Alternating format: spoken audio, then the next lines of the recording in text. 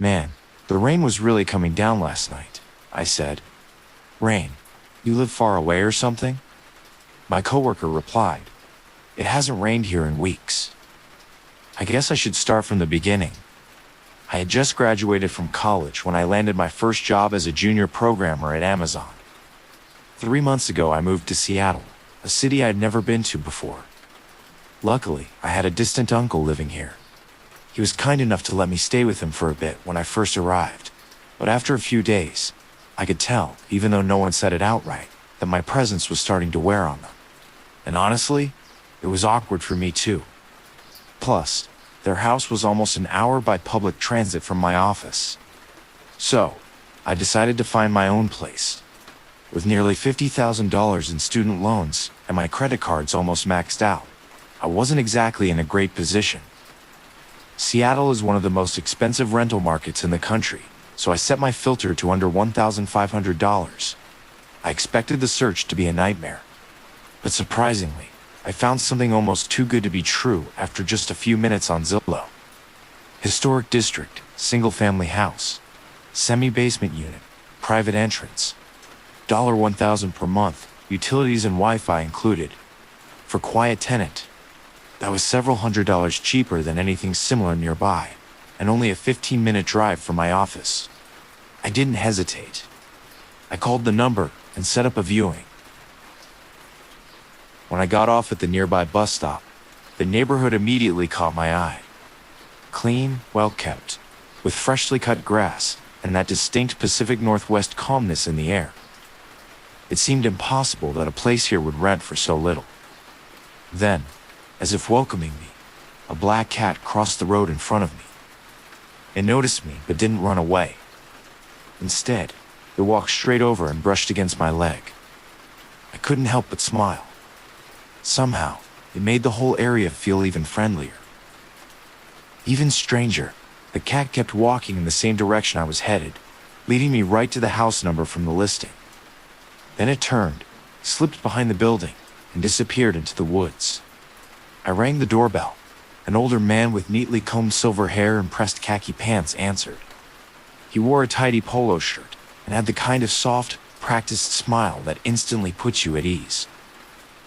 My father built this house, he said as he led me down a short stone staircase to the basement. His tone carried a faint warmth of nostalgia.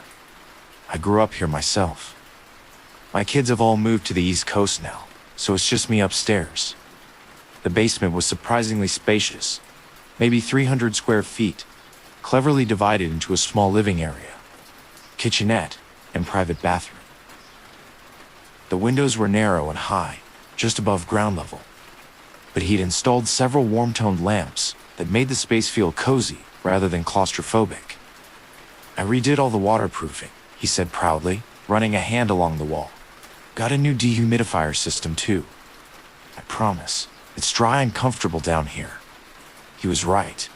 There was no musty smell, just a faint scent of lemon cleaner. Everything looked spotless and well kept. But one thing stood out. A bright red button mounted on the wall near the bed. It looked oddly out of place. Oh, that? He noticed where I was looking. You don't have to worry about it. My father had some health problems years ago and installed that as a medical emergency button. It used to connect directly to the local emergency services. Haven't used it in years. I'd suggest not touching it. Mr. Parker, that was his name, spent the rest of the tour chatting easily about the area, where to buy fresh produce, which bus lines ran nearby, and even some neighborhood history. His manner reminded me of my late grandfather, calm, gentle, genuine. When it came time to discuss the lease, he smiled apologetically. Sorry, I just printed this contract from the internet, a standard one-year form. Some parts might look a bit strict, but I'm just an old man looking for someone reliable. I like peace and quiet. The terms seemed normal. $1,000 deposit, $1,000 monthly rent, utilities included. But one clause caught my eye. If the tenant terminates the lease early, the deposit will be forfeited and an additional 2 months' rent will be due as penalty. That's kind of steep, I hesitated. "Oh, don't worry about that," he said warmly, patting my shoulder. "It's just to prevent people from moving out after a couple months. As long as you pay rent on time and take care of the place, that'll never apply." He sounded reasonable enough. And considering the price, I decided to take the deal. I signed.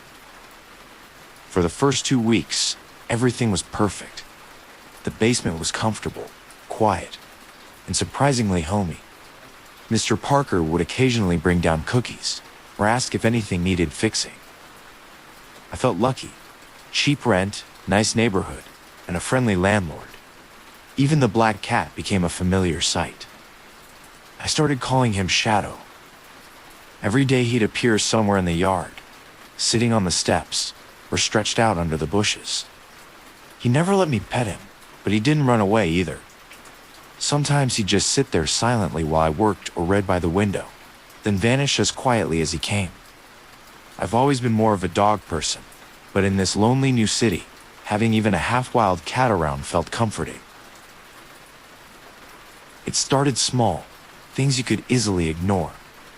One Tuesday night, while debugging some code, I heard a faint scratching sound above me, like fingernails gently scraping wood. It came and went, light and irregular. I froze and listened. Then it stopped. Old house noises, I muttered to myself, and kept working. 2 nights later, around 3 a.m., I woke up to dripping. Steady, rhythmic, drip, drip, drip. Annoyingly loud in the silence. I checked the bathroom, the kitchen sink. Everything was tightly shut. The sound seemed to come from inside the wall, maybe a pipe leak. But when I pressed my ear to the wall beside the bed, the dripping suddenly stopped. The next morning I mentioned it to Mr. Parker. He frowned sympathetically. Old pipes. Happens sometimes with water pressure changes at night. I'll call a plumber. Then, kindly, "Are you getting used to living down here alone? You can always come upstairs for tea if you feel lonely." His warmth eased my nerves. Maybe I was overthinking it. A few days later, the strangest event yet occurred. That night, I half woke to the sound of rain, a gentle patter on my small window. I turned over, listening to it grow heavier. Soon it was pouring, even accompanied by distant thunder. I could hear water cascading off the roof above. I checked the window tightly shut. Still, flashes of white light flickered through the blinds, perfectly in sync with the rumbling thunder. The storm went on for hours, loud and relentless, until dawn. The next morning at work, I casually mentioned it to my coworker Lisa. "Man, that was some storm last night." "Storm? You live far from downtown?" she asked. "It hasn't rained here in weeks." Her confused face made me stop cold. "Maybe I dreamt it," I said awkwardly, forcing a laugh. But deep down, a chill settled in. I knew I'd heard it. After work, I paid extra attention walking home. The roads, lawns, trees, everything was bone dry. No puddles, no damp leaves, no smell of rain. By the time I reached my front yard, the grass was completely dry too. That couldn't be right. Then, as I approached the basement entrance, I noticed something odd. The soil near my small window was wet, with fresh mud splattered across the glass. My heart pounded, so it did rain, but only here. That night, curiosity kept me awake. I sat on the bed, staring at the window, half hoping to hear the rain again. Hours passed. Nothing. Then, while checking the window frame closely, I noticed a tiny hole near the top corner, almost invisible and beside it. The thin, transparent tube running upward along the wall, disappearing into the darkness outside. I snapped a photo. I feel this is something. The next Friday around 2 a.m., I woke again, this time to a sound that froze my blood. A baby crying. Not a loud, healthy wail, but a muffled, choked sob, weak and trembling, as if someone were holding a hand over its mouth. The sound seemed to come from everywhere, the ceiling, the walls, even under the floor. I pressed my ear to the wall. The crying was right on the other side, faint but close. Yet it had this strange electronic quality, like a recording. When I moved around, the sound shifted oddly, as if the baby was moving too fast, jumping from place to place, unless someone was carrying it or controlling it. Sometimes, when the sound started, the light seeping through the blinds would flicker, as if something was moving outside the window. But when I pulled the blinds open, there was nothing. Maybe it was the cat, I told myself. Cats can sound like crying babies sometimes. But then I saw a shadow calmly lying on the steps, far from the window. And at that same moment, the baby's sobs came again from behind me. After several sleepless nights, my nerves were shot. One evening, when the crying started again, mixed with faint whispers and flickering lights, something in me snapped. In a panic, I slammed my hand down on the red emergency button. Instead of an alarm or operator, a voice came through the small speaker beside it. "Hello, this is Parker. Who's calling?" I froze. "Mr. Parker. Sorry, I think I accidentally hit the button. I didn't mean to bother you." "Oh, so it still works, huh?" He chuckled softly. "Didn't know it was connected to my phone now. Could you maybe come down here? There's some weird noise. I'll be right there." 5 minutes later, he appeared in his robe. And just like that, the noises stopped. No crying, no light, nothing. "See," he said kindly, "probably just loose boards. Old houses creak, and lights. Probably cars passing by." His explanation didn't convince me, but before I could press further, he handed me a small aroma diffuser. "Maybe it's stress. Try this, helps you sleep better." It smelled pleasant enough, and I didn't want to seem rude. I thanked him and went back to bed.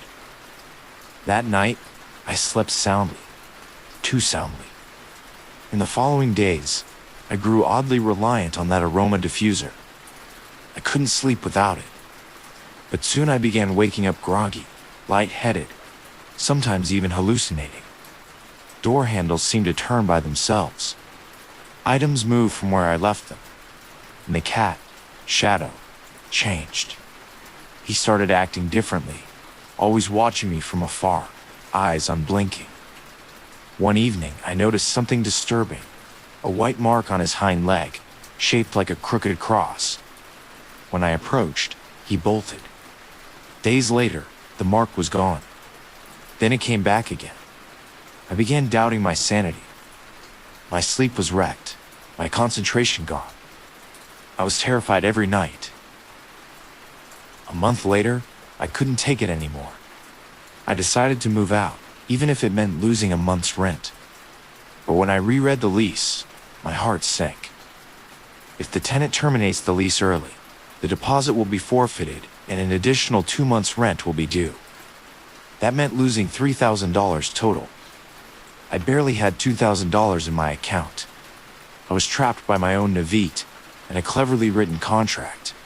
In desperation, I started digging online. I searched the address with words like noise, haunted, basement. Buried deep in a local forum, I found old posts. Anyone ever rent the basement on Main Street? I lasted 45 days. There's something wrong there. Baby crying, phantom rain, a black cat with symbols on its body. Don't go. I lived there too. Exact same stuff. The cat, the sounds. It's a setup. That's Parker's trap. The old man fakes hauntings to scare tenants into breaking the lease so he can keep their deposits. Be careful. I felt the blood drain from my face. Parker's trap. It all clicked. The noises, the rain, the cat, the diffuser.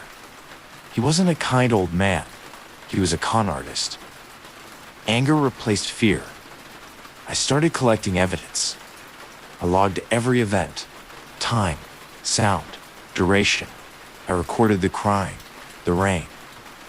I bought a hidden camera disguised as a phone charger and aimed it at the wall and window. Slowly, the truth revealed itself. The baby and rain recordings had artificial patterns. loops without natural echo. At night, the wall behind my bed emitted faint blue light, electronic, mechanical. Then came the biggest discovery. One afternoon, I spotted two identical black cats, one pure black, one with a white cross mark. I photographed them together. The illusion was broken. Later, when Parker was out, I circled around the house and found a hidden electrical box behind the bushes. Inside, a mess of devices, micro water pumps, wireless transmitters, even a small server with blinking lights. I took pictures of everything. Finally, I disassembled the aroma diffuser. In the oil chamber, I found crystal residue, not part of any normal essential oil. I collected a sample. That Friday night, I went upstairs and knocked on his door, a folder of evidence in hand. He opened the door with his usual gentle smile, which quickly froze when he saw the photos. "Mr. Parker," I said evenly, "we need to talk about your home automation system." His face turned from white to red to gray. You have no right." "I have every right to protect myself," I cut him off. "I've recorded everything. The fake sounds, the cats, the chemicals. You can either cancel the lease and refund my full deposit right now, or I'll hand this to the police, the housing board, and the press. I'm sure your previous tenants will back me up." He stared at me in silence. Then his shoulders slumped. The warmth vanished from his eyes. "Smart kid," he said finally, voice low and cold. "Smarter than the others." The next day, I got my full deposit back. He tore up the lease in front of me. As I packed my last box, he stood by the door again, wearing that same fake smile. "Good luck, young man," he said softly. I looked past him to the wall. Two black cats sat side by side on the fence, their green eyes gleaming, silent witnesses to everything. 3 months later, I drove through that same neighborhood. The gray house still stood there, a new for rent sign swinging on the lawn. The rent was still suspiciously low. I pulled over and made a call. "Hi," I said calmly. "I'd like to report a rental scam." Then I sent every file, photo, and recording I'd gathered. A week later, I learned that Mr. Parker was under investigation, and his trap had finally been exposed. The two black cats were rescued by an animal shelter and rehomed. Now, whenever I see an apartment that seems too cheap to be real, I remember. There's no such thing as easy luck. Because sometimes, the sweetest deals hide the darkest tricks.